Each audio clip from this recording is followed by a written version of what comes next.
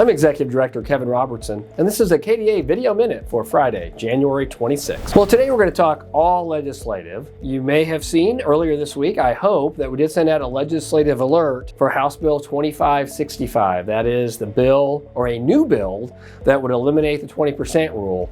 Last week we talked about contacting senators about old Senate Bill 103, which was the bill introduced last year. Obviously, our folks at ADSO have changed their strategy. They've introduced a new bill in the House.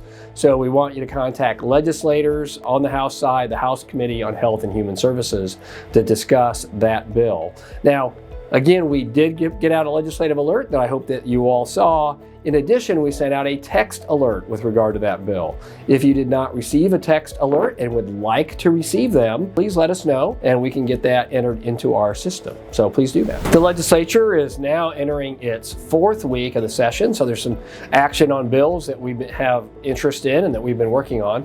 First of all is House Bill 2453. That's that bill we've been talking about a year ago that will establish a dental compact with other states. It's something the Council on State Governments, the American Dental Association has been working with, as well as the Department of Defense.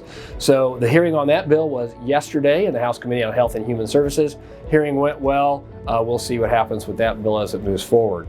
Then a couple of our bills that we've been putting together, one has to do with direct-to-consumer dentistry. That's a bill that's been introduced, and we should see it with a bill number next week, as well as that MLR bill, that medical loss ratio bill. It's not quite as far along, but we hope that that'll be introduced here in this upcoming week as well. So those are some things that are going on that we hope that you will stay in tune with. Another bill that KDA is working on is a bill that has to do with disallows. That is still in the works, but again, it's something that we will have out and we'll be able to share with you at a later date. Now, another legislative issue we've been hearing a little bit about from you all has to do with something that was passed 2 years ago that we were successful in getting a virtual credit card bill passed that allowed dentists to opt out if they did not want to receive a virtual credit card payment system.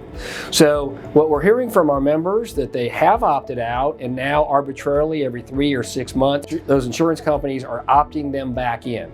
So we are looking at ways that we might be able to address that, whether it's through the Department of Insurance, an amendment to the bill that was passed a couple of years ago.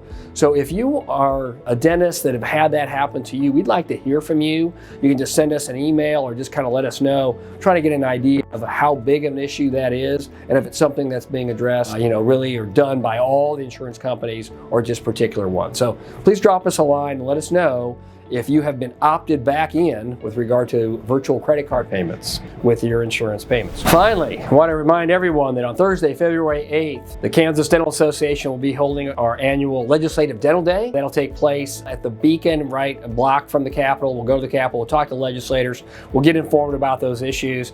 If you are at all interested and passionate about what we've been talking about with some of the insurance reform issues, whether it's a 20% rule, that's the time for you to come, talk to us, talk to legislators, and make your voices heard. So love to see you at Dental Day on Thursday, February 8th. That wraps this edition of the KDA Video Minute.